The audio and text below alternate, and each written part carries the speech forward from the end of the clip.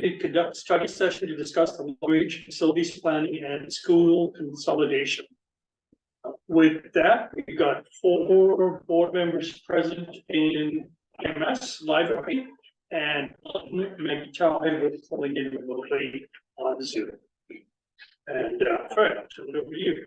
Thank you. What we hope to do to start off is just share with you, as promised, some slides and some information, all really focused on consolidation. The first part of what we'd like to share is further a further look at and a little bit broader analysis of both the qualitative and quantitative information that we gleaned from the survey, as well as responses that we've had. Then kind of show you some different ways to maybe look at consolidation, past and present, and then really start to hone in on what are we looking at in terms of information that you're going to need down the road, but more specifically, a conversation for the board to have around consolidation, and then any formal action that you want to take, either in an upcoming board meeting or whenever the board decides. So that's really where we're hoping to take it. And then the last part is a reminder about, you know, the process of where we're headed, as how this fits into the core purpose, which is the long-range facility plan that we want to bring forward. So we'll go ahead and dive right into here. Randy, you want to kick it off? Sure. So I just noted here for you the results as of yesterday in our survey. So 438 respondents, probably 150 of those post presentations of the outreach. 58% of those responding were in favor of bond issue, and 23 said no, and 19 undecided. There is respondents both from connections of the school of some sort. Yes, when we looked at that, these are, you're not going to see them broken down any further in this look, but yes, the majority of respondents are all Mercer Island residents. I think we're found residents with children in school. Vast majority. The vast majority. I was going to know 15%. That's sort of the community at large, or like this yes, multi-favor. And then for the question of elementary school configuration, most or 75% of the respondents support 4, 15 support the 3 school configuration, and 10 are undecided.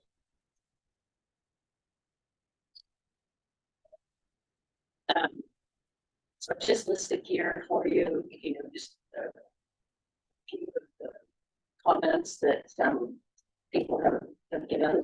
If you want to talk about those at all. I think the main takeaway here is, you know, we tried to pull out themes around, you know, pro consolidation or con to consolidation. What is, I think, interesting is that what we heard in the community meetings wasn't different than what we saw in a lot of the comments. That there was a lot of consistency in there around not only smaller schools being what was supported, but in 2012, this was a community value to have the smaller schools. We still have that value, that this is not the opportunity or the right time to be consolidating our schools. We've come out of COVID, we're feeling like we're back on track. And so at this point, we want to continue. And then some of the pieces around the savings is really not enough based on what it would mean to the community, fracturing the community, so on. And then the comments around the consolidation of 3, we tried to pull out some of those as well. And I think what you'll see on this, which was also presented in the slides, which is it's much more about economics. The consolidating to 3 was more about economics. The staying with the 4 was more about the feel of the school, the community aspect, and some of those affective natures. But again, not different than what we heard, although we didn't hear much in terms of favoring 3. I think the the percentages that you see, that 75%, and then even the 10% undecided was pretty emblematic of what we heard during the presentations.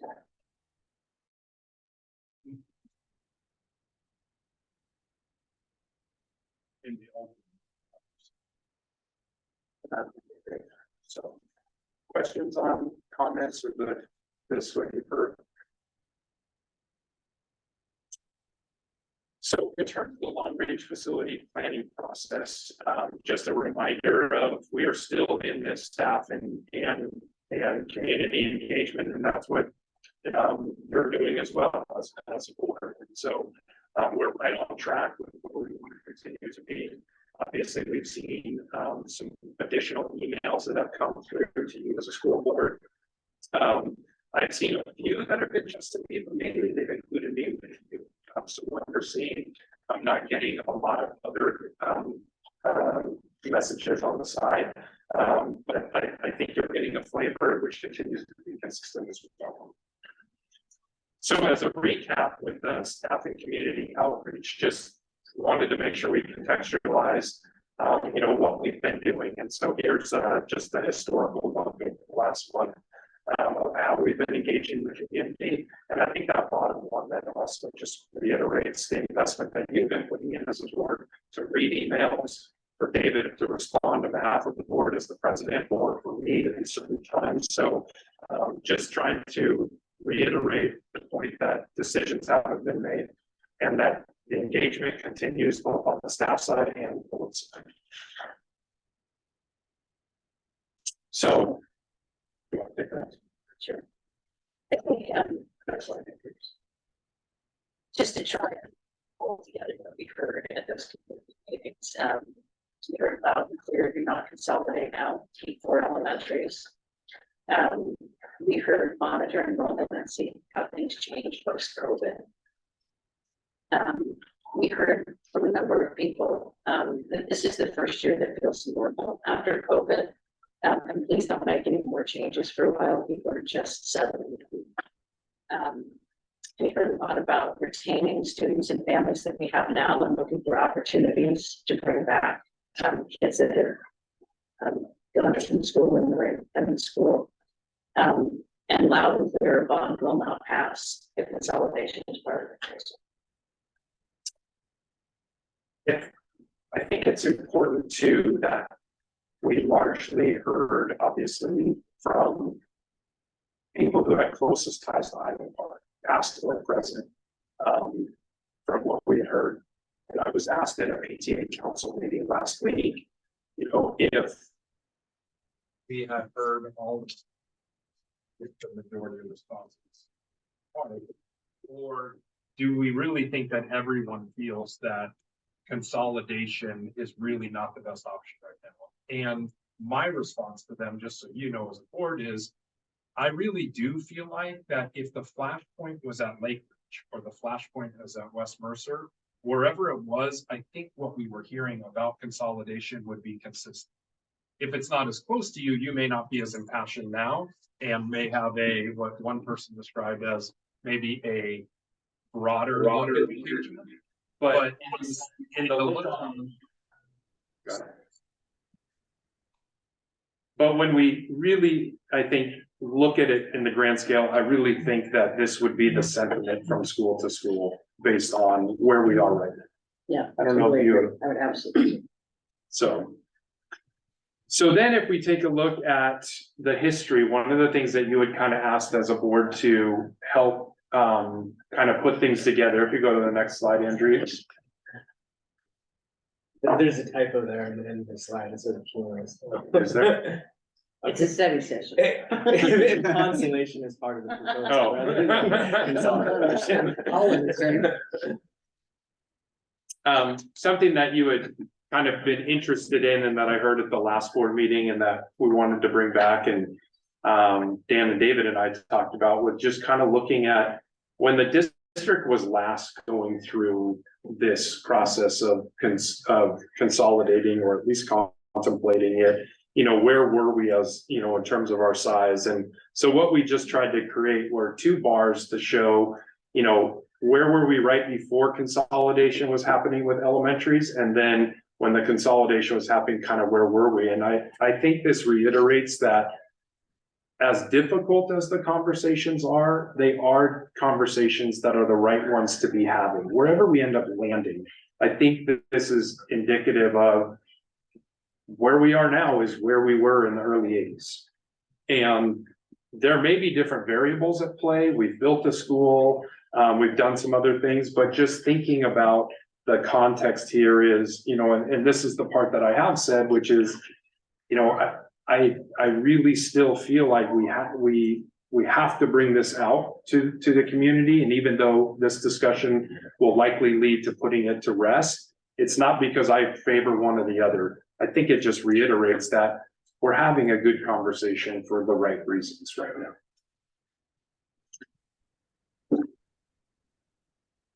So that kind of brings us to, you know, kind of where the direction that I think that we need here. Maggie Ty, raise your hand.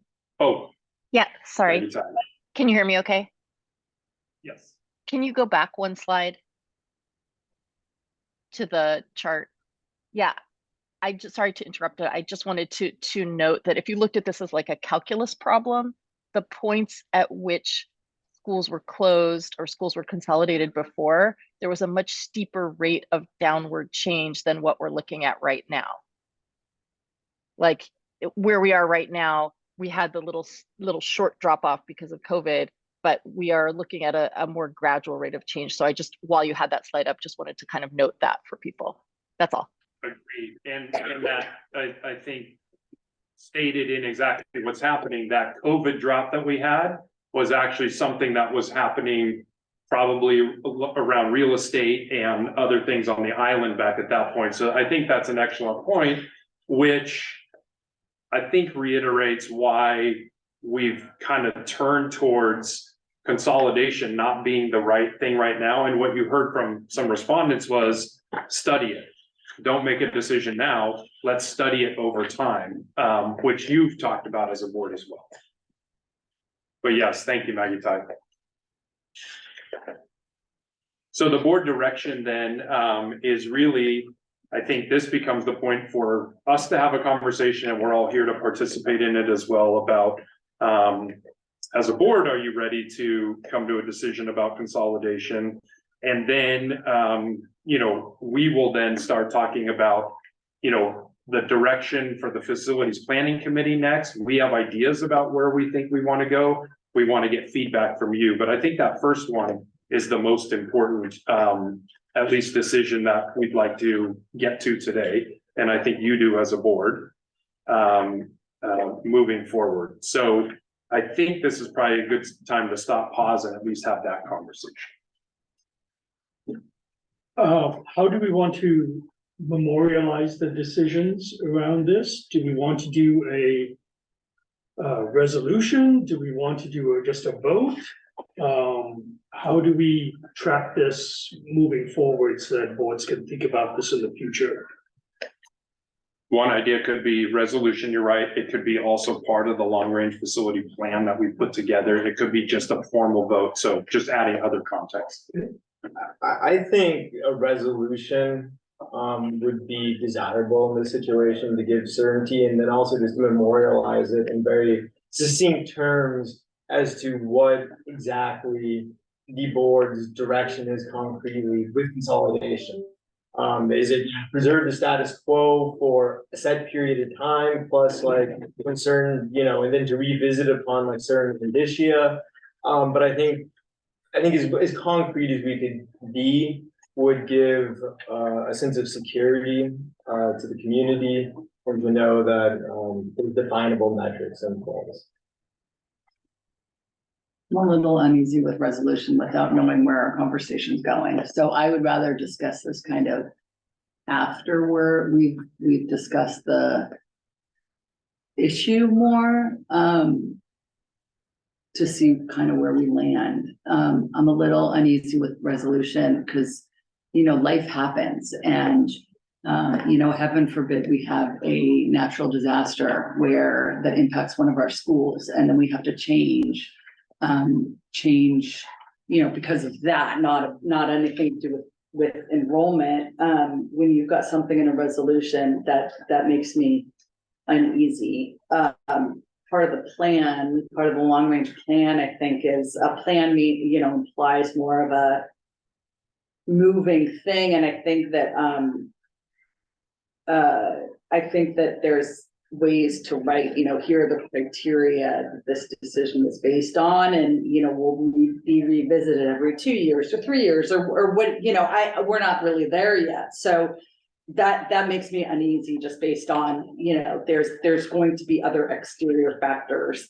Say Microsoft goes bust. I mean, it's not gonna happen. That's not gonna happen. But I mean, there could be huge layoffs, just like with Boeing in the 70s that, and I think that to have a resolution that just seems very set in stone with a lot of factors that we don't control. Jack? Yeah, I felt, we're already talking about what we're gonna do at the end, and I think at this point, the board needs to just check in where they're at with all the data that's presented from the committee, and also all of the recent surveys that have been done and all the conversations that we've been having. So I just think we need to have that conversation first, because I've been, so like we've been using, other people have been using the word pause and put it, all these things. And I don't think there is a pause, because part of it, this has been our process. I know that this is a wonderful year, that things are stable and people don't want to think about change, but the board is doing its work and staff is doing their work to be proactive, to think about the future. Doesn't mean that's going to happen next year or whatever. So I think like you're saying, that we are doing our work and having this conversation. So part of the work is we start with a committee that should represent, right, across the island. And if they were representative, we should have kind of a sense of where people are landing. We take that. Those 4 options for me were not the only option. I didn't feel like I had to vote on those 4 options, and now part of the next step was for us these were our 4 options to start with, and how do we get community opinion to see if they like the 4 options, and we heard them. And so we're at this point of making a decision of how we're moving forward. But I don't like the word pause and all that, because it means that there was, that we had a direction, and that there was like a foregone conclusion, right? And then it feed into the fact that, someone won, someone didn't win, and there was but then part of this, I think, is the community being involved in this process. And so I think the board should have that conversation of where everybody stands at this moment, of taking the committee's suggestions, and also hearing the community engagement, and have they moved one way or the other. That's where I think we should have. Andrews, will you go to the slide? I just want to contextualize this, because I love your points, Tam. Can you go to the slide that has, it can be either one of the charts that shows an 11-year plan. If you go down, other way, later on in the presentation. Keep going, keep going. Keep going. Page 12. 12.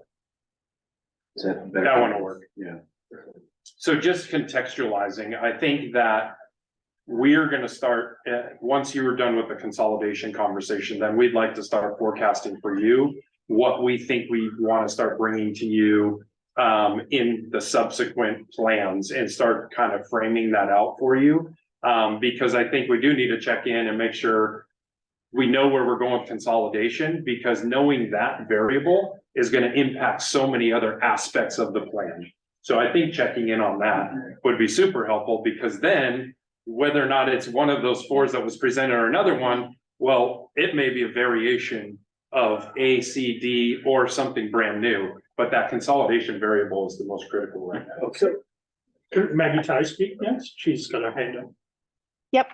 I agree with what pretty much everyone has said so far, except that I'm also not comfortable with like, I don't want to have this conversation about how to do this prematurely. Like, I do think we need to have the conversation about kind of where we're all at, but we can't bind a future board from responding to changing circumstances as they best, see fit to carry out their duty. So we can't promise people that there will never be any discussion ever again in the district. But I do think this chart, this calendar is very helpful, because we're basically looking at this is long range planning. Like, so this is an essential conversation to be having to as a starting point for then being able to move forward and say, okay, if consolidation is off the table, for example, what can we do, keeping all 4 schools, what's the best plan, and then we will be making plans based on that will be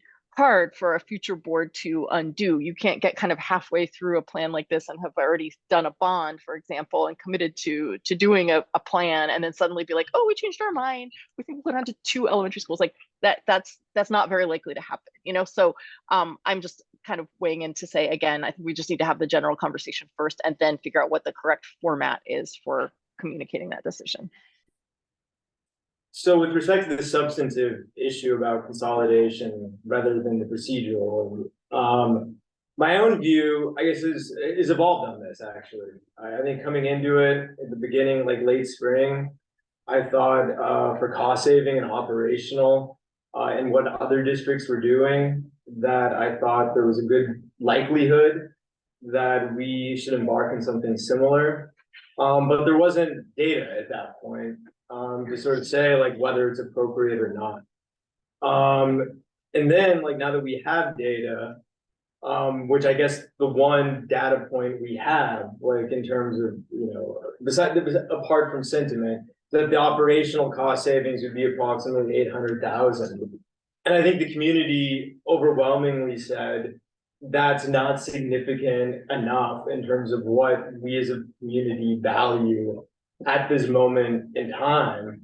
No.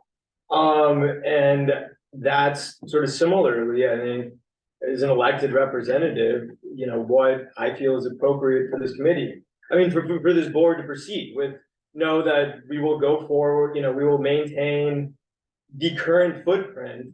But at the same time, I think we need to be clear, because I think the sentiment is, to the greatest extent possible, we would like to preserve smaller schools. And then the question is, when is that no longer reasonable, even if best efforts are made to preserve the community schools? And I think, so the question then for me is like, okay, what are some of those points in which we want to revisit? Is it looking at the 2 elementaries in Bellevue? And I'm not sure if this is, alone a sufficient data point, but I think many of them were running at 50% capacity. I certainly imagine at a certain point, like a capacity utilization question, to use an extreme example, I mean, if you had 25%, it would be hard to imagine that you could go forward with that school as a viable option. But I think the work ahead is to, whether it's utilization, whether it's total number of students, there needs to be sort of objective criteria of, no, we're going to maintain, in my view, maintain what we're doing now, unless the circumstances change objectively in this way, and then we will revisit. I mean, I think with, I appreciate Tam's point about the word, excuse me, the word pause, which I mean, I agree with you. It's not pausing. It's just, like we got feedback on a particular issue. I can tell you all, I know I've said this before, but the committee's, the basis of the recommendation was on what was economical and what they believed that the community would support, loud and clear, not right now. And the community disagreed with that, which is fine. And again, with Dan, I mean, I totally agree. I hear the community sentiments and that matters the most to me. I'm still a little bit uneasy with kind of the logistics, knowing I don't want us to put our heads in the sand thinking that the condition of the buildings is okay, just to be a reason not to consolidate. Because I think they're two completely very separate issues. Are connected but separate. I think the pause is in terms of the pause, I look at it in terms of basically being able for people to plan. My child is older than the young students, so had a very different COVID experience than what elementary school parents did, and really respect the trauma. I mean, we all had different kinds of trauma, so really respect hearing that, and and the trauma that they're still working through. And I think that's a really important point that I heard loud and clear. So to be able to come up with very, I don't know, finding maybe a different word, but, I know that the committee is going to be happy to reconsider proposals, that these were really all made with the economic, issues. If the community is saying loud and clear, we will get behind renovating, rebuilding elementary schools or other schools that need to get done. I think they would be thrilled to make new proposals based on that. Because like I said, it was based on economics. I think for everybody, there was no one that was thrilled about talking about consolidation at all. It was very much, what is this community going to support, and knowing that a big opponent of the 2012 bond was based on the sizes or, the same issues. And so kind of trying to learn from where we came from, and then kind of guessing what people were going to do. I think, the biggest, anyway, so to me, it's not a pause. Also, it's, okay, right now, this is, I think we can, I don't want to say, I don't think we're dancing around it, but I think that we can say, I don't think I'm not hearing any support that we move forward on a current consolidation right now. And I think that we should look at some of the factors that go into making that decision in terms of, what's really helpful for me is looking at this 50-year enrollment dip and really looking at kind of what the sweet spot was, knowing in 1980, when Mercer reclosed, there were 5, it was one of 5 elementary schools. And then it was 4 for only a couple of years, and then it went down to 3 for quite some time with a big growth in enrollment. So at what point, at what spot on there, and maybe it's talking to former administrators who are still connected to the island, who were around in the 90s. At what point did it feel like the sweet spot in terms of the size of the schools and the overcrowding, just in terms of like what felt best for the community? Because if we build and when we build something, we'll build it. We know that when we built Northwood, the schools were overcrowded, regardless of how big they were. We had too many students in the facilities that we had.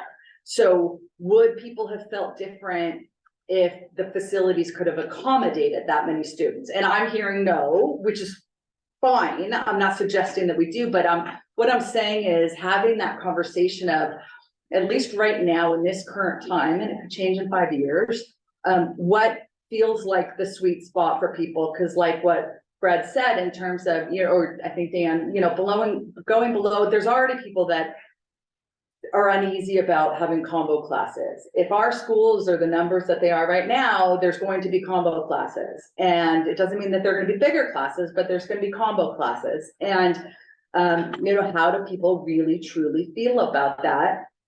And at what point do we really need to start making some, really, it's one of the factors, it's not the factor, one of the factors where we start looking at, making future choices. Just as a final point on this, and then I'll be quiet for a while. I really like this 11-year plan because it allows us to reassess all of these factors as we move through, and then make decisions on building elementaries, size and enrollment numbers, and seeing kind of longer term what happens with the enrollment.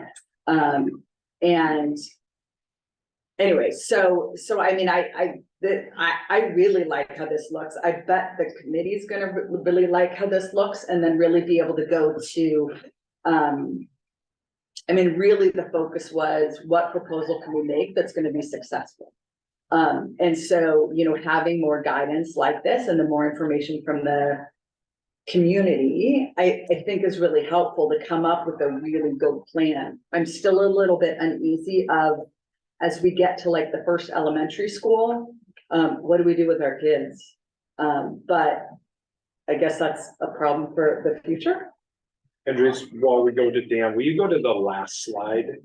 So, I mean, I guess to back up a little bit, because like hearing some of your comments, it seems like a bond proposal is on the table in the very near term. I think one of the questions that I have in terms of like, start picking out like the color of the walls is, how frequently, for instance, are bond proposals made before current bonds expire? What does the duration of bonds look like? What is a range? Like if we were to do multiple smaller bonds, is that doable, or is it not done for a particular reason? I need a lot more of the landscape. I mean, it certainly seems that this board in the very near future could sort of choose a direction, say that we don't think the focus for whenever that bond proposal is should be on elementaries for the time being, because there's too much uncertainty there, and it should be directed towards the middle school and the high school. I'm fine with that. I think that's a decision in a direction that the board could make very, very soon. But in terms of a bond, I think there's a lot of data that still isn't out. Like, I mean, I can't tell, I don't know how frequently bonds are, go out to, for a proposal when there's still a current bond on there. I mean, maybe it happens all the time, maybe it's infrequent, I just don't know. But, one of the first slides was only 58% of parents, which was assumed would be much higher right now, currently favors a bond. So I think there's a lot more information that I need before I'm comfortable saying, hey, yeah, we should do this proposal, but then, add and delete this, like we're not close to that. So Andrews, actually, will you go back up to, now will you go back, and then I'm gonna have you come back. Will you just go back up to, I think it's the slide that has January 25th on it. Go up, like, it's probably like 3 slides up. Okay. Keep going. Keep going up. Yeah. Keep going, I think it's right. Yep, here it is. So that's a perfect kind of segue, and we didn't know exactly how to order these slides because we weren't sure where your conversation was gonna go, so sorry. That's where that January board meeting or study session comes in, because after you've made a decision on consolidation, then we can go back to the committee with a lot of information, meet again at least once as a committee between now and then, come up with and start having some of those granular conversations that get back into that. So when we come to you, we might even have Piper Sandler with us, have those people to help us with that with all of those conversations around a bond. And so I think for now, can you go back down to the last one? So now these were some of the things that we've heard kind of talked about, and then you were talking around some of these around, hey, if we're gonna consider a consolidation in the future, what might those variables be? Not that we have to zone in and say, enrollment has to be this, because we don't know what the state's gonna do. They could increase the funding formula for students, which might make it not even as favorable to consolidate or whatnot. So, but here are some of the things that we've heard in terms of, these are the things a future board and superintendent would want to consider and take out to the community if we were going to consider it in the future, assuming your decision is no consolidation now. Dan? So actually, I want to go a little bit deep back to things that we don't know. So I think the options that we were given assumed the consolidation and the cost saving were assumed that we weren't going to renovate anything, right? And we were just going to close Island Park and then not renovate, and we would save these. So it's like 800. I think that's where the 800,000 came from.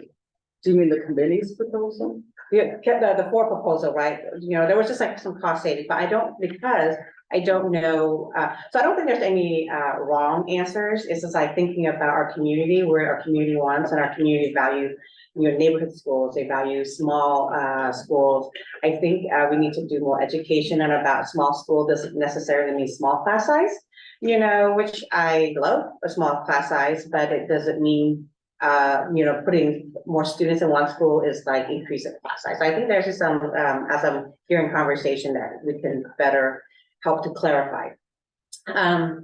So I don't think, personally, because when people are making this, so we know people's values. And I think as a board, when we make a decision, when we saw those proposal, we were based on our financial values, right? We want to be the most financially efficient and, upgrade our schools, but now we know our community values, which we all share.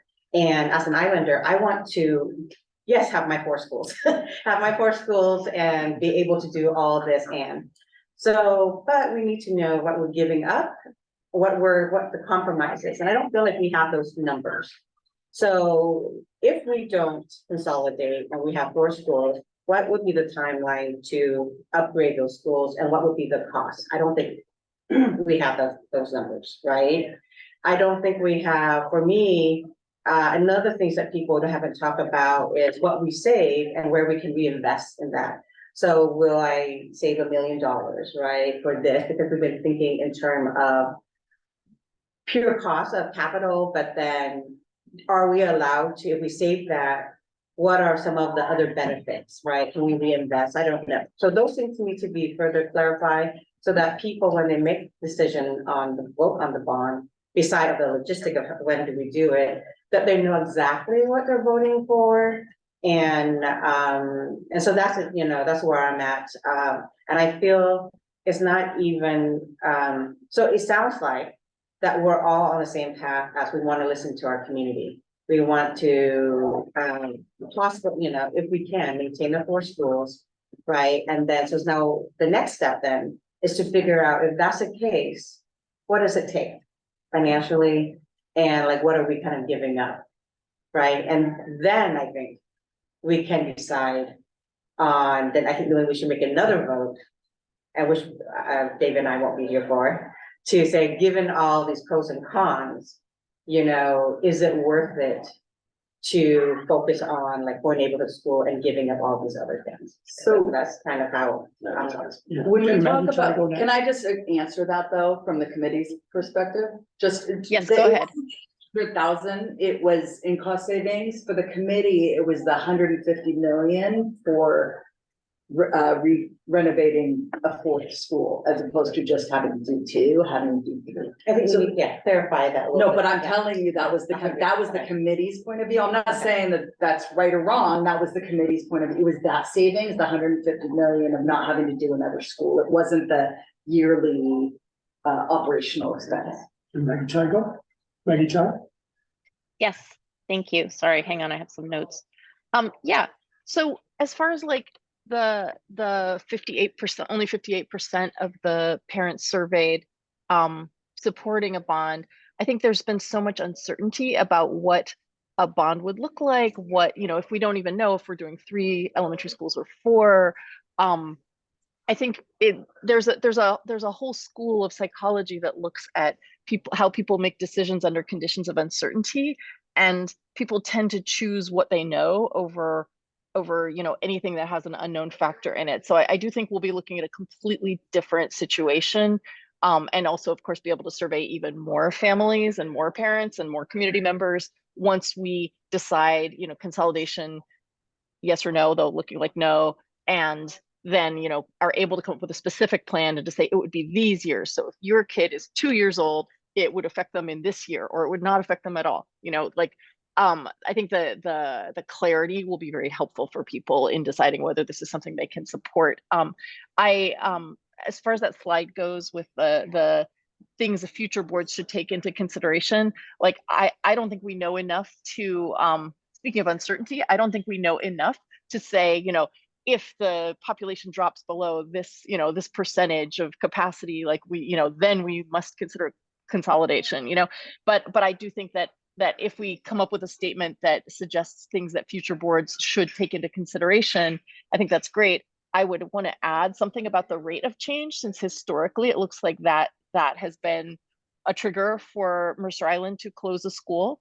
And and then I also think it's really important to include the sort of soft factors. Like Fred had a slideshow in his roadshow presentation that talked about, you know, sort of the reasons pro consolidation, the reasons against consolidation, and the reasons against all had to do with like community and relationships and, you know, the neighborhood feel of schools and the kind of cozier feel of the schools and being able to walk to school and these kind of factors, as opposed to the kind of like budget and transportation and these kinds of things. So I would just say, if we are going to write some kind of a statement or make some kind of resolution, I would like to include those kind of like softer factors, you know. For me, I will just say, since we're sort of like dipping in and out of this topic, I will say that I prefer that we keep 4 elementary schools. I think that it would be a significant change for our whole community and for our school district and for our staff in ways that would, you know, certainly it could be done, but I don't think that the benefits outweigh the costs, and I don't think the community supports that, and I personally don't support that. So I do prefer that we keep our 4 elementary schools. But I hope that people appreciate that it was really our responsibility to consider this as an option because of the cost to the community of rebuilding a 4th elementary school, which will become necessary sooner or later, no matter what. And that in addition, remembering that if we are keeping our 4th elementary school fully operational, that is going to make the remodels of all the schools more expensive and complicated because we won't have a swing school that we can move kids in and out of. So that was like an extra kind of pretty significant, I think it was like $3 million item in each of the school remodel / rebuild budgets. So I have heard for the first time now people in our community talking really positively about open enrollment, like, hey, let's let in some more kids from off the island, and, you know, then our school numbers will be up and then we won't even have to be thinking this way. But I've also heard the really interesting point that maybe we should take advantage of having lower enrollment right now to and in the, you know, the years like the 5-10 years ahead, to make it easier to move kids around as necessary to rebuild schools. So that's going to be kind of part of the conversation, I think, for next year, is that traditionally once a year people start freaking out about open enrollment because they see it on our agenda, but we have to look at it once a year. And the whole time that I've been on the board, no one has seriously considered it. But I do think that it's a conversation that we'll be needing to have next year as we kind of move forward with this stuff. Okay, that's it. Thank you, McIntyre. Dan? Deborah? Anything else? Okay. I'm making rounds. No. I mean, I think that, again, I'm not hearing, I think we can, you know, kind of move forward on this and say, this isn't, you know, I think that whether or not we do it at a vote on Thursday or whatever, it's not the time to, you know, consolidation, at least at this point in time, is off the table. I don't think it's good to make promises because, like I said, life changes, but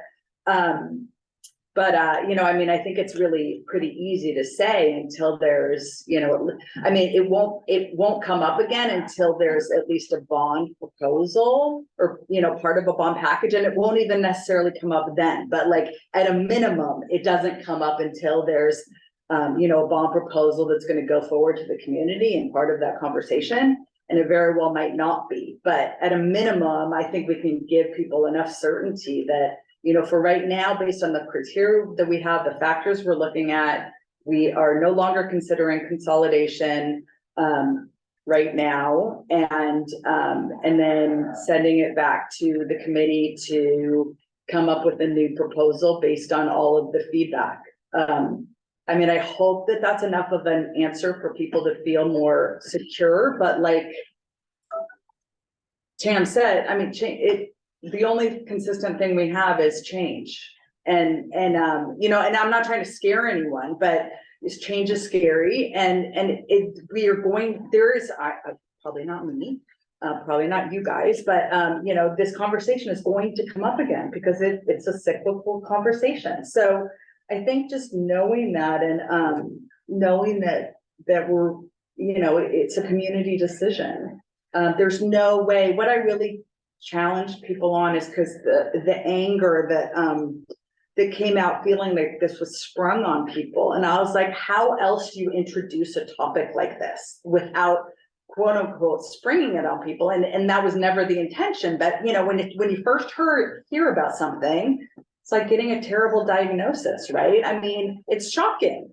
Because it's very impactful, but it doesn't mean that you don't talk about it. Like, you have to talk about it. So making it part of the long range plan where, you know, every 2 years, just like with every year, we have to talk about open enrollment, we make a determination. No, we're not, you know, the school structures, whether we call them consolidation or whatever, the school structures that we have are not changing. It will be status quo for the next 2 years, or, you know, however often we do it, but I think it should be regularly, because I think that will help with the transparency and the lack of shock value to having this really important conversation. And just because you're having the conversation doesn't mean that you're doing it. It just means it's important, and it's the responsibility of the board to have these conversations.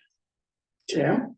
So do we have to bring it back to the committee? I mean, it sounds like if we have already decided that this is where the community's at. No, not the consolidation piece. Not the consultant, and say, like, if we're thinking about 4 schools, really, if that's where we're at, then I just need to know what that's gonna cost.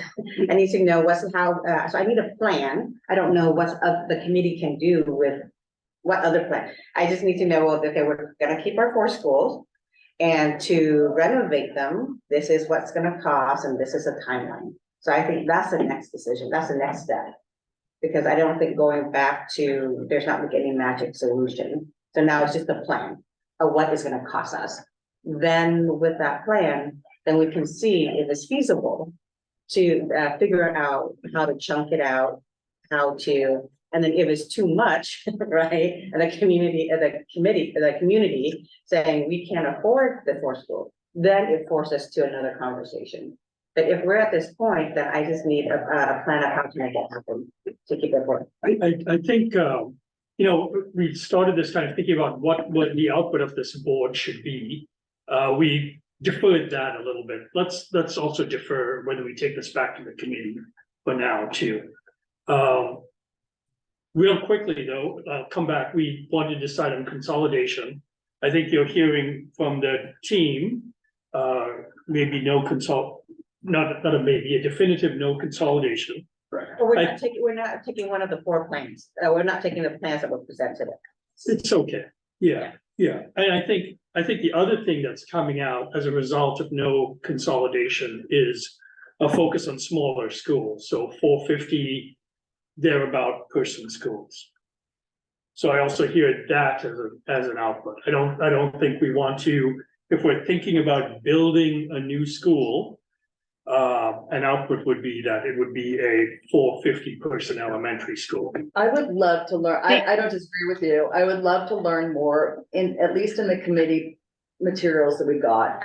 All we talked about was 450 versus 600, or at least that range is the sweet spot for the recommendation nationally and I would like to know more at some point, it doesn't have to be right now, why that is and why we might favor 450 versus 600. And you know, if 450 can be smaller, because it likely with 4 schools is going to be. So kind of I'd love to have a study session in the future about the school size and what is the best, or you know, what the community's input, because I don't feel like I have a good understanding of why that is, and whether or not, like I said, as long as our facilities can serve the numbers, at what point, what is the difference that 450 is going to make versus 600? Because I don't feel like I have a good understanding of that. And we can go back. I think we have some of those materials, and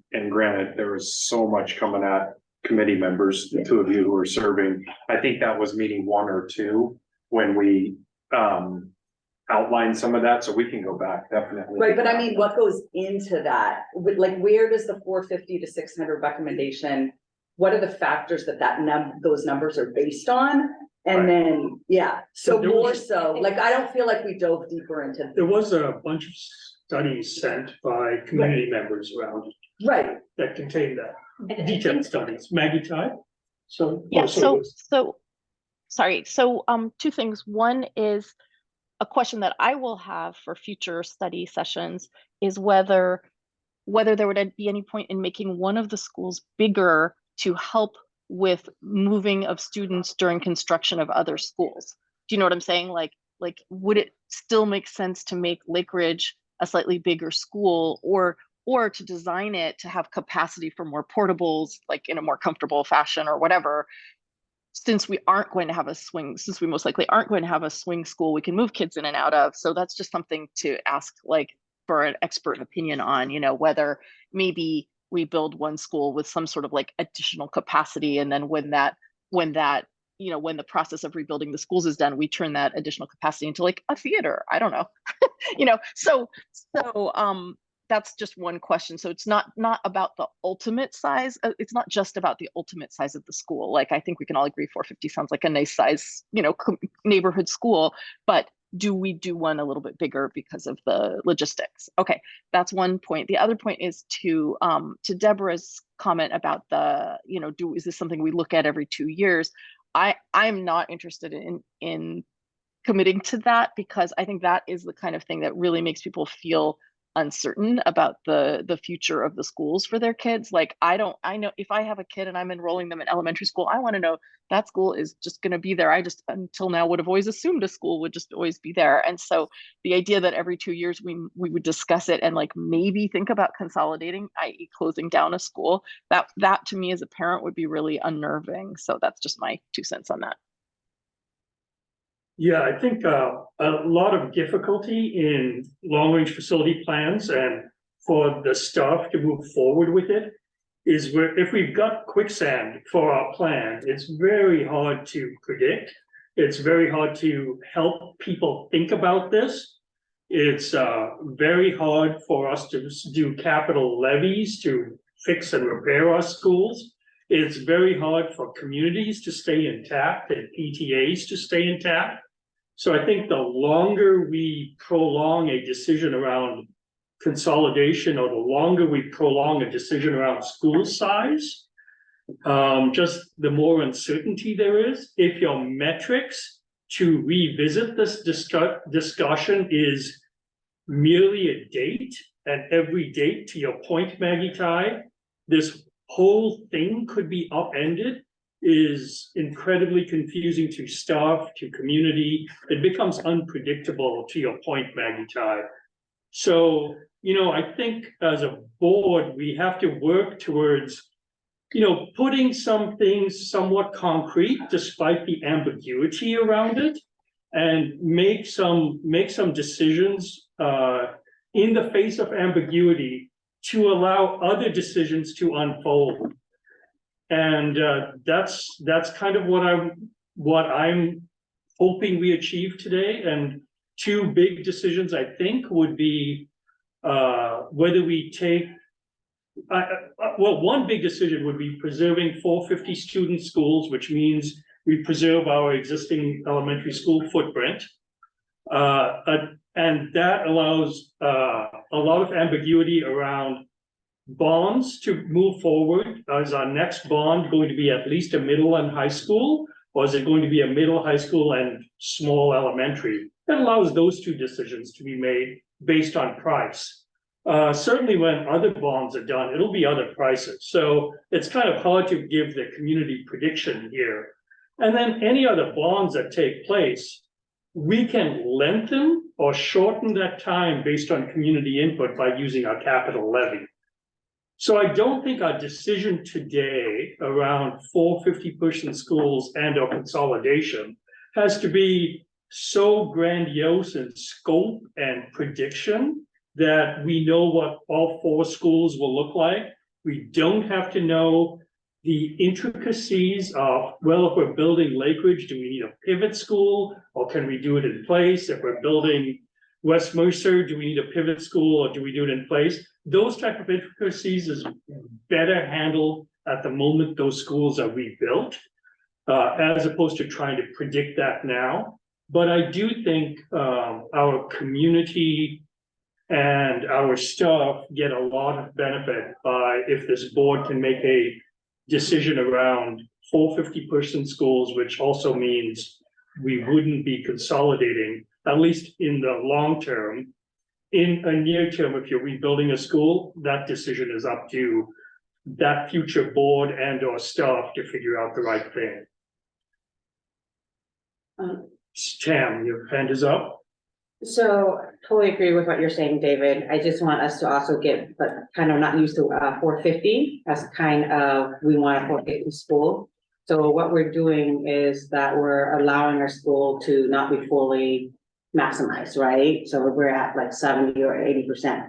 Because if we stay at 450, then if we go above 450, does that trigger another school? Does that trigger us, you know, and if we're talking about open enrollment and all that, it goes against that whole kind of, if we're putting kind of, we want a 450. So I just want like, I think if we're talking about, we want to preserve the current, we want to listen to the community, the neighborhood school. We strive to keep the school at a manageable size. And Deborah, to your point about 450 to 600, there is no, you know, if you look at all the research there, when they talk about small schools, it's a range of number. There is not a number that says this is a small school and this is, and then within that, it talks about like variability of social, economic and like demographic diversity. And so for the most part, we're pretty homogeneous, Mercer Island. And that is really one of our strengths that we have. That's why, you know, and then the fact that we are relatively in a short, you know, the island is not that big, right? So that's another actually resource strength that we have. So I'm fine with what you're saying, but I just don't want to put the 450 to it, then it limits us, and I don't want it to be a trigger to over above 450, because our school in theory can accommodate, and we want it to increase, right? We want all the school to increase by at least another 100, because everybody's saying that we want our students back. And I think I think the number will be important when we get to that stage where we really go into the concept design phase, not the design of the full building, but like the concept of where we're headed. Because the estimation costs, and I think what we're talking about in my mind with 450 or whatever that number is that's the permanent capacity, which is different than what's the capacity of the school when you bring in portables or take away portables. The beauty of those is that allows that flexibility. But if we redesign our schools in a way where cafeterias and lunchrooms aren't the same, then it becomes even easier to have a 450 that goes to 500 or 510, 520, because you can still maintain the ebb and flow.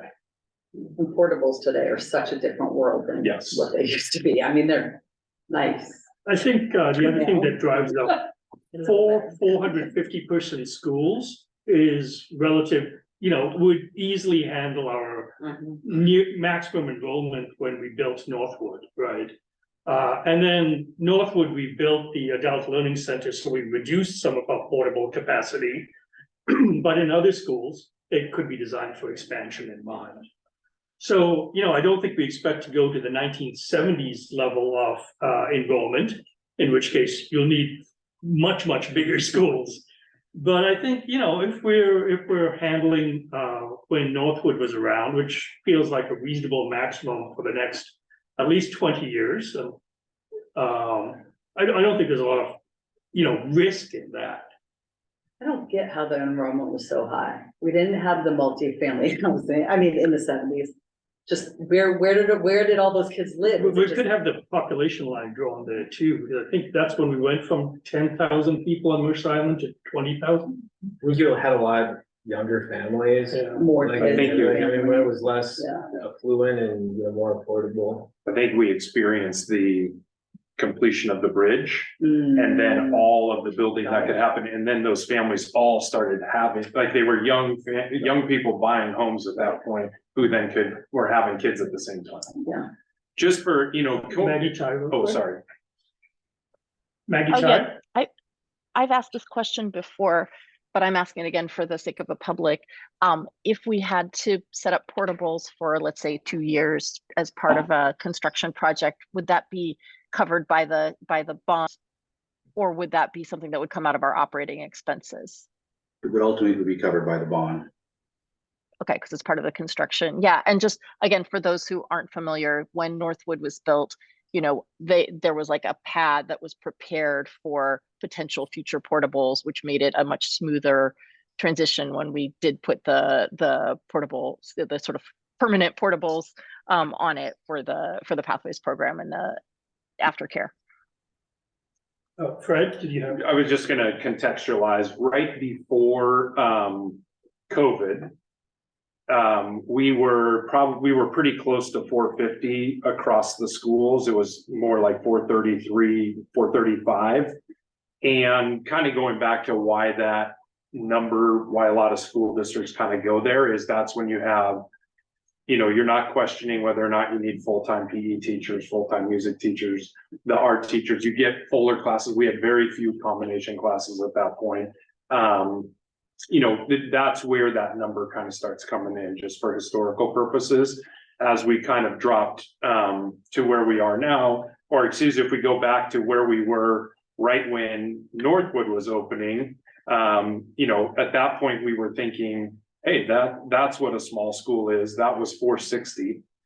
So when we opened Northwood, we went from 582, 649, and 660 to 396, 488, 448, 510. So that's where you got the 460, which is where that was the idea of a smaller school, where we're trending down now. But fortunately, it's not like we were predicting, as Maggie Ty's pointing out, we're not looking at those big drops. Even our demographers are suggesting we're gonna be pretty close to where we are. Then we might not have the 450 school, but at least we're in that 410 range with the capacity to go to 450 if we need to, without even going to 450. Well, and I could say I had a fifth grader when Northwood opened, and they all felt really good. I mean, it was the portables were cleared out. It felt like a good sized community, not to compare to what others felt like, but that felt good, at least to me. And having a little extra capacity has certainly been well utilized, as we found out, whether it's for extra rooms, for drama, music performance, or anything else. If you can stretch your elbows a little bit, I think it has been a win to be a little bit over capacity as opposed to exact right. So well, it also was a huge, I'm sorry, it was also a huge advantage to us during COVID that we were able to get our kids back sooner than a lot of other districts because we had the requisite, 6 feet between kids, 4 feet between kids, whereas other communities didn't. That's right. Yeah. So it's always been beneficial. So in terms of helping solidify some of our quicksand, I'd push for these two items that we think about 450-person schools. Elementary schools, think about, take consolidation off the table. I would think about, in terms of how do we revisit this? Let's make it a little bit more predictable. I think the two things, we've got the community sense. The community sense is about keeping community. So that's why we want to lock these schools down. But how do we revisit it, and under what conditions do we revisit? And I think we would look at two numbers, would be in my mind, would be the budget and enrollment. I mean, those have always come up, right? It's the efficiency, per student efficiency of running our schools. So, for example, if I think raised earlier was if a school is at 75% of capacity, which 75% of, if all three schools are at 75% of capacity, that means you could take the students from one school and put into the other three, right? So you could set a number at 50% of capacity or 60% of capacity as a time that you reinvestigate this. And that number is set lower than when it would be efficient because it recognizes it's important to the community to preserve, community schools and for schools. Do you feel like it's important to come up with that metric now or to put into that is a variable that should be considered? So instead of the scoreboard having exactly what the number is, it's the idea of that. So percent capacity, It could be financial position of the district relative to fund balance, it could be, but not putting the numbers in, but at least having the concept there. That Yeah. would, because that would be, I think so, Okay. and certainly discussion with this board and the future board can help strengthen those numbers.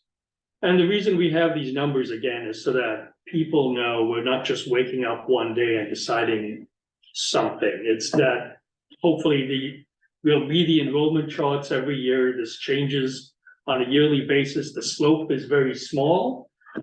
We hope that continues. We know, in fact, we actually know it continues in a lot of ways. Moose Island continues to be a good place to live. People are moving here. So, it gives us some certainty and it gives the districts a plan. I still think it's where, I don't disagree with any of that, and I think that, having the factors, kind of the combos, I think that's really good. I'm very uneasy with like a specific thing, because it just doesn't work that way. I still think for predictability, the more people can predict. I mean, I'm looking at our enrollment numbers right now for October, and I don't know, I'm going off the top of my head, I'm not adding them up, but I think they're pretty close to 75% right now. So, and that's fine. But I mean, in a lot of places, we'd be hitting that point. We heard loud and clear, we're not at that point, that's fine. I really do feel like if we do at a minimum, get a yearly report of that number. Like if we're going to be, considering different factors, we get financial reports every quarter, and we know what our fund balance is and how things are looking, then, we get the enrollment data, but I want it calculated and said, like, here's what our capacity is, or, our open capacity. I don't want to freak people out, but I also don't want to freak people out. I want people to know, here's where we are. Just because we hit even 50% doesn't mean we have to do anything. Like if our finances can support it, and the community's and we can staff things, and the community's happy with how they are, then great, we don't make a change. But knowledge is power, and sticking your head in the sand is not. And so, I really feel like whether it's a yearly report or it's, whatever we call it, having that information where it's like handed at least to the board, because we still get the whole, people don't know that we get this enrollment data every meeting.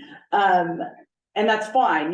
But it's there for those who want to look for it. And I think it's the board's responsibility to know it so that it's in the back of our mind. When we were having major budget questions and how are we going to spend our money, that's when we really said, we really need to know what the overhead cost of having a fourth school is.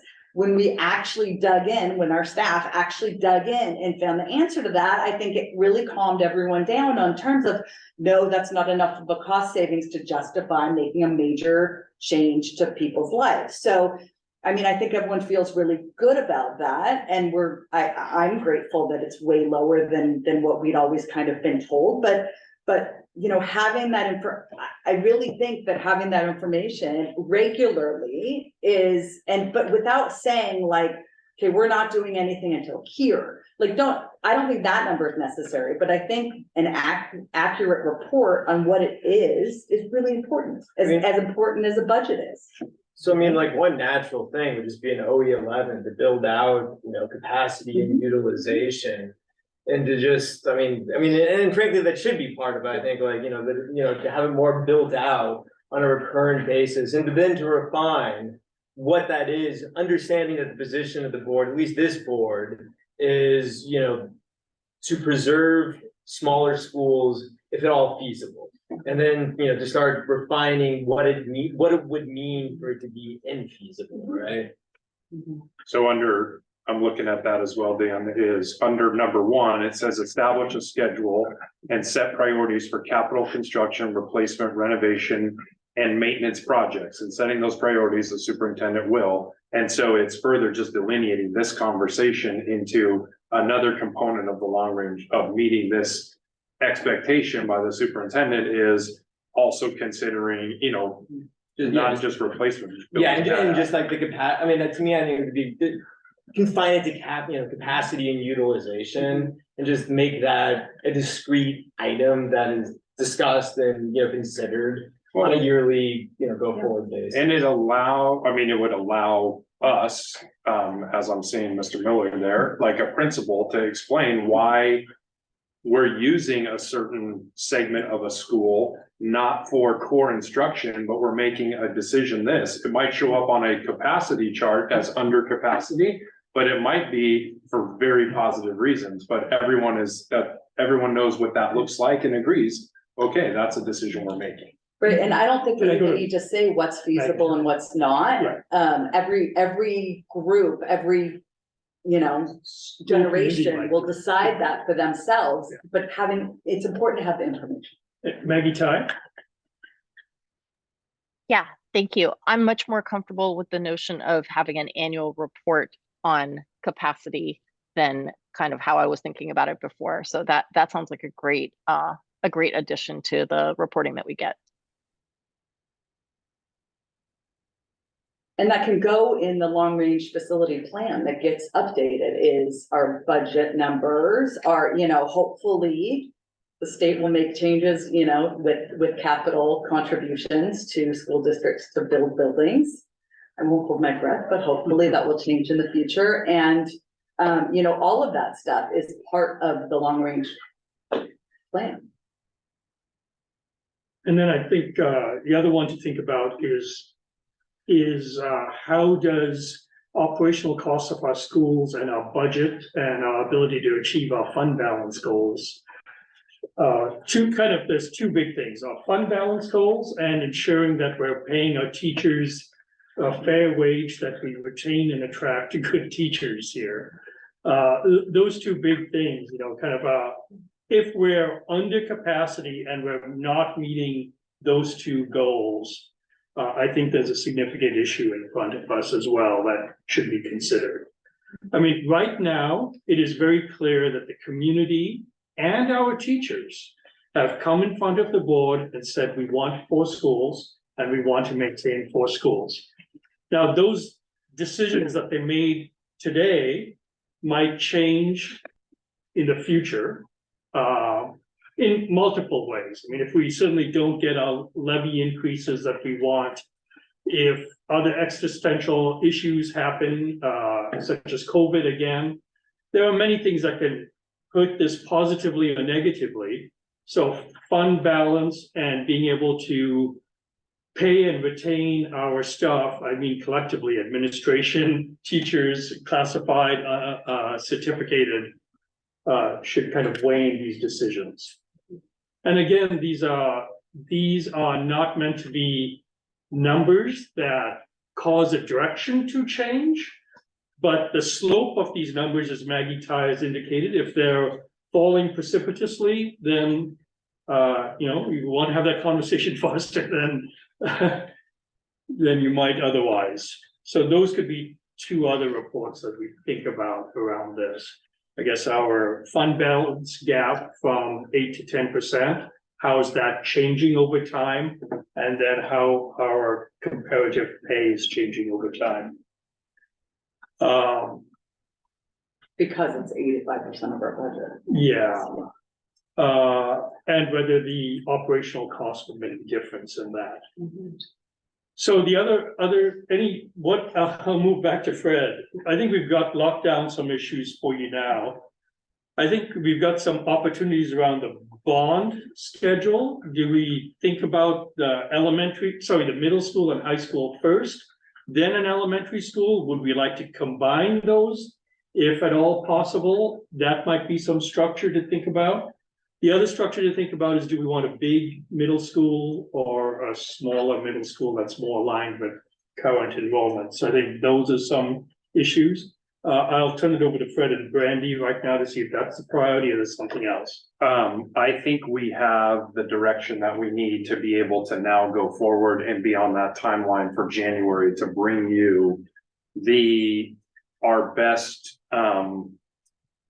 long-range facility plan. I mean, that's the culmination of all of this. And then for the board then to have the conversations with the information around what are the costs associated, what are we hearing, what are you know, I do want to get the committee together another time. They put in a lot of effort. I think we need to bring them back together. But then to come to the board with the plan and say, based on what we're hearing, some of the surveys we've done, we may want to do some focus group things, or we may even want to touch bases through another survey to figure out what we think would be a potential schedule. And that's why we showed you a snapshot of what this can look like.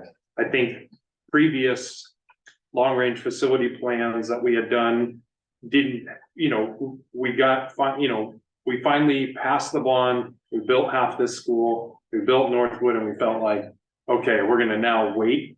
And I think what I've heard you saying, what we want to provide is, here's what a potential replacement would be and or renovation and costs over time. So that's what we bring in January.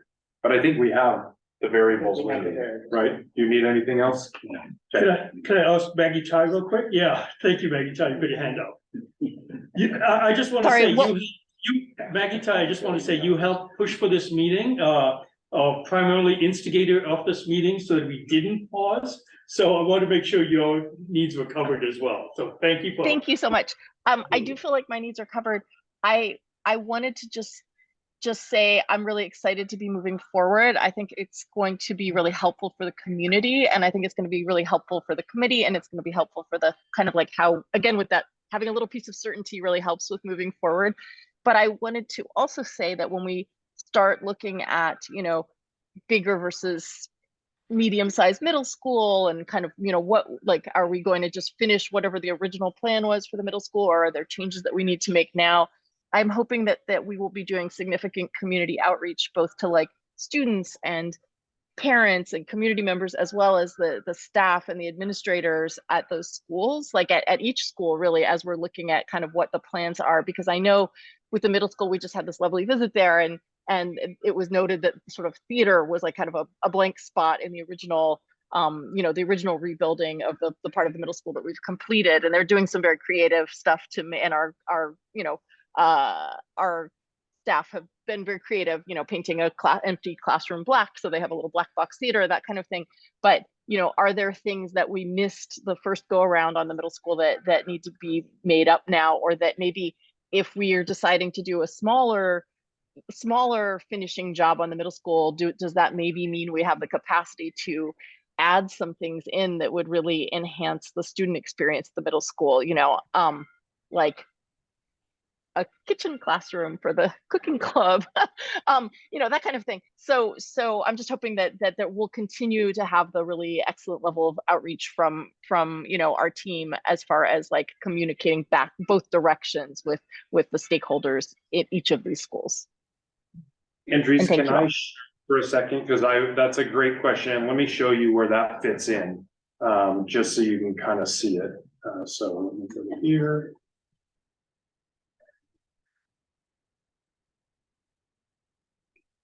Kind of returning back to this, which we showed the other night, and I'll try to make it as large as I can here, is what you're talking about there, and the dates aren't important. What's important is that's that engagement, study, and plan development that you're talking about there, which once we decide or come to that place and a board decides, yep, we have the direction of where we want to go, that's why that is in place. And whether or not that is a year long or 6 months or a year and a half, that is exactly the work that would happen. Because then that would really inform concept and design, because then we need Brandy and Matt and the team to really look at, now we need to start really looking at the total costs. So before we even put something in front of the voters on costs, we would know all that. And that's when all that would be taking place. Do you want to add to that based on your experience? You know, I think what was really successful in the early 90s in passing the bonds that renovated all the schools, and what was successful in 2013, 2014 in passing that bond, was to develop a concept of the school, right? That's the time that we're going to study. Does it make sense to renovate, or does this need to be new construction? What is the total square footage? What is the ed spec? What is the square footage per student? You know, we need to have a neighborhood meeting to share our thoughts and to gain feedback from the neighbors about what we might face as we move forward. And then we need to be able to put together a really detailed cost estimate, for for the board to be able to make a decision around. And so I can't reiterate enough that all the numbers that you've seen, are very high level, right? And we're trying to, if we're gonna put a number out, we want it to be a safe number, that we aren't gonna come back and exceed. But there's a lot of work to do before you would ever decide to put a bond before the voters. So- With a lot of detail to come. The question then, I guess. Thank it's you. more- Maybe this would be covered in the January meeting. When will we know more about the landscape in terms of millage rates and then understanding that, I mean, when it comes to McCleary and how funding shifted, that it's not necessarily reflective over time, right? Because a lot of local levy burden was shifted from, collecting the local levy to still being collected, but then going to the state, along, as I said, with the question, I think of, how frequently are bonds proposed while there's still an existing bond that hasn't yet expired. Because before one starts, at least generally, shopping for houses, you have a sense of like what your budget is, right? Yeah. And then like in tandem with that, you start then sort of saying, okay, what are all the potential projects? What's the prioritization of those projects? But initially, I just want to know, like, yeah, it's not crazy. Like, would it be an exception to go out for voters while there's still a bond that hasn't been retired, or is that done all the time? How do our rates look? I mean, just sort of those background sort of financial questions are we talking fairly near term, or is it, yeah, like definitely, but it's not for 5 years from now? Matt and Brandy have started that conversation to get some preliminary numbers. It will definitely be part of the January meeting.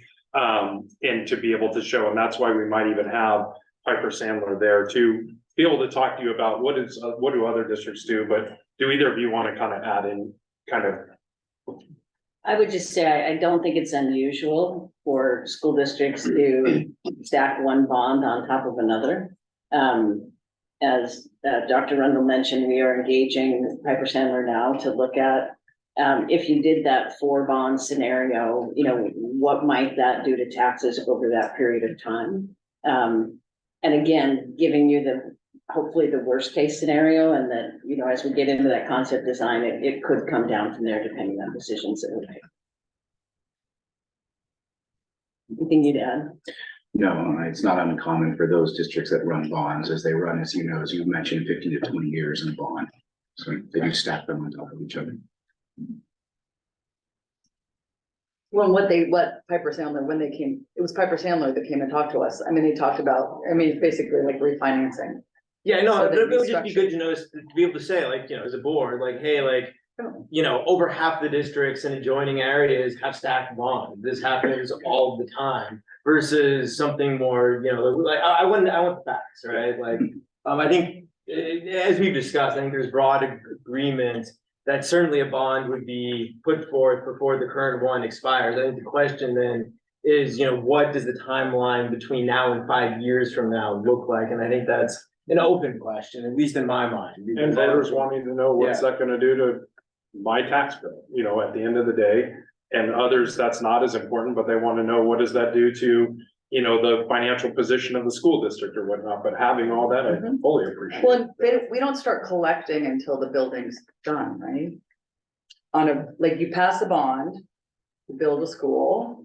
What we did on the last one, was we passed a bond and we sold half of the bond the first year, which it overfunded for design and design and permitting and all of those things. And then So then we you start funded collecting a on little that. bit of the construction, and then the second half was sold and it funded the rest of the Got it. construction. The answer is it all depends, It all depends. right? How you want to structure that. Got it. But interest rates increasing or decreasing, you can view it a little bit differently. Yeah. How are we doing? Are we set? Are we good? Is there something else to finish? Nope, I think we are good there, though the one piece of just how do you want to message this to the community? How do you want to just take a vote at the next meeting and we can put something up there that has you vote on it and we can put it underneath an OE11 tag or something, or how do you want to do that? Or are you comfortable with where we are now and we just message out that this is where we are as a district now? It might be good. I'd like to take a vote. Yeah, I'd agree. It might be useful to have a bullet point list of things that we've agreed upon. Some of those bullet points will end up as metrics and OEs. Some of them bullet points will end up in the long-range facilities plan. Maybe you can put a little tag of that nature, but those agreements might be on a piece of paper that we vote on. So it's not the permanency of a resolution, to Deborah's point, but it feeds into all our existing operations, and then allows the next board to also see what was decided upon and build upon that or improve this viewpoint. Right, and then we can set it up so that it could be, we could either do a first reading, second reading, or first reading, and then if there are only minor changes and you're ready to vote, you could do that. I just also want you to be thinking about, it's Tuesday, the meeting's Thursday. Do you want more time for community input or not? So just, how do you want to tackle that? Pam? So I won't be here at the next meeting. I would like it to be first, second, reading. Okay, So we'll bring you a first reading Thursday, and then that will allow you a chance to discuss and make any changes. We'll make it as polished as we can. We'll get it there, and then nothing will be voted on until the November meeting, but at least the concept is there. and Yeah, the I could- community can give feedback. Yeah, I agree. I just think like 1-2 day turnaround might be a little bit quick and, the specs are a little bit, abstract and so Good. like. That gives us a little. Yeah, breathing I like room. to- Personally, that's a lot. Great. Okay, are we set? Everybody comfortable? Maggie Ty? I'm great. Thank you very much. All right, thank you all for this study session. Thank you, Maggie Ty, for having us do this. I hope it was useful for everyone, and with that, it is 4:33. Could I have a motion to adjourn, please? So moved. The second? Tam is seconding. All in favor? Aye. Aye. Against? Okay, we've got a 5-0 to adjourn at 4:33. Thank you very much this evening. Thank you. Well, afternoon.